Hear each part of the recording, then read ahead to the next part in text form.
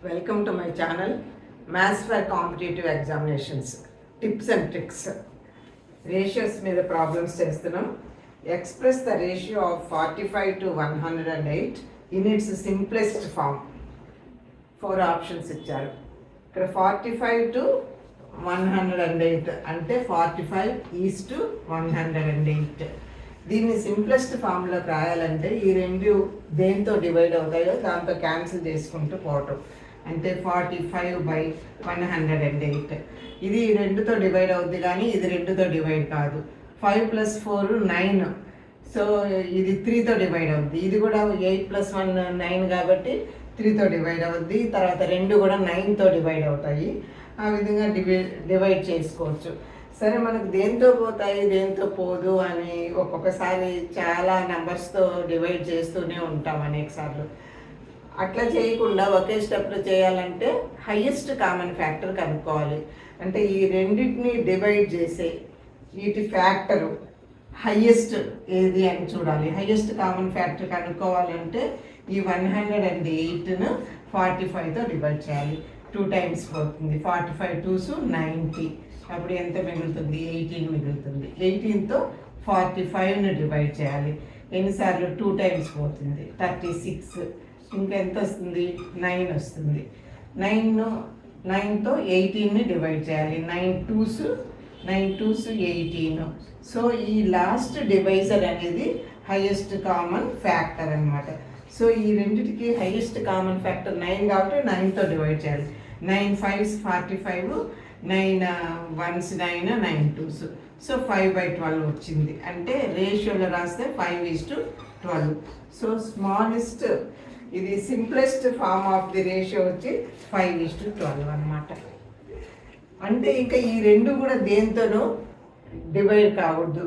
A single నెంబర్తో రెండు కూడా డివిజిబుల్ కాకూడదు. ఇక్కడ చూస్తే 15:36 కూడా 45 to 108 ఈ రేషియోకి సమానమే. కాబట్టి ఈ రెండు కూడా 3తో డివైడ్ అవుతాయి. 3 5s 15, 3 12s.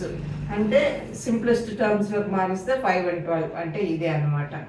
తర్వాత ఇక్కడ అంటే 20. అసలు 45 యొక్క ఫ్యాక్టర్ కాదు 20, కాబట్టి ఇది రాదు. ఈ 10 కూడా 45 యొక్క ఫ్యాక్టర్ కాబట్టి ఇవి రెండు కాదు.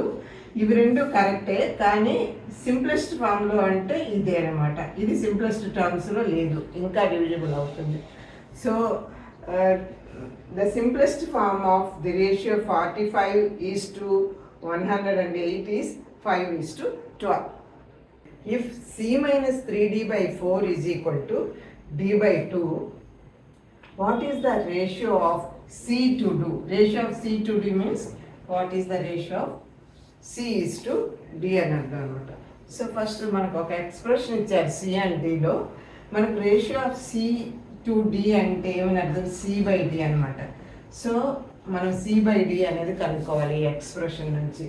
సో దీన్ని సింప్లిఫై చేద్దాం. సో ఫస్ట్ క్రాస్ మల్టిప్లై చేద్దాం ఈ విధంగా. అప్పుడు 2 into c minus 3d is equal to 4d. 4 into d. So multiplying by 2, 2c minus 2 3 6d is equal to 4d. 2c is equal to 4d. ఈ minus 6dని అటువైపు తీసుకెళ్తే plus 6d అవుతుంది. అప్పుడు 4d + 6d అంటే 10d. లెఫ్ట్ సైడ్ ఏముంది? 2c ఉంది. So 2తో cancel చేద్దాం. 2 1s 2 5s అంటే c is equal to 5d. Or c ఈ dని తీసుకొస్తే c/d ఈజ్ ఈక్వల్ టు 5.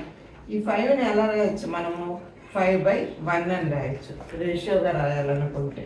అప్పుడు c is to d is equal to 5:1 అవుతారు అనమాట. సో ఇక్కడ ఆప్షన్స్లో ఫస్ట్ ఆప్షనే 5:1. కాబట్టి the ratio of c to d is 5:1.